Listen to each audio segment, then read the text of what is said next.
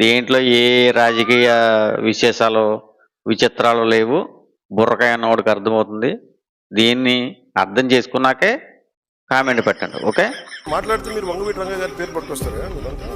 ఆయన చనిపోతా నాకు ఇబ్బంది ఉంది, నా ప్రాణహాని ఉంది అంటే ఆ రోజు మీరు ఎందుకు తప్పని పడలా? మీరు ఎవరు చిన్న వయసులో కాదు కదా, మీరు ఎవరు? బాగా చెప్పారు సార్ పవన్ కళ్యాణ్ గారు. వంగవీటి రంగ గారి గురించి, ఆయన హత్య గురించి ఆల్మోస్ట్ ప్రపంచం అంతా తెలుసు.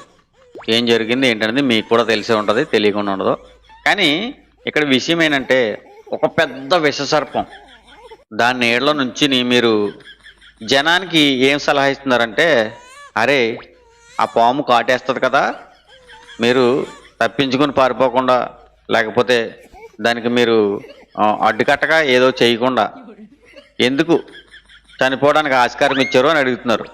కానీ మీరు ప్రస్తుతానికి అక్కడ ఉన్న నీడ అటువంటిది సార్. ఇది సింబాలిక్గా చెప్తున్నాను.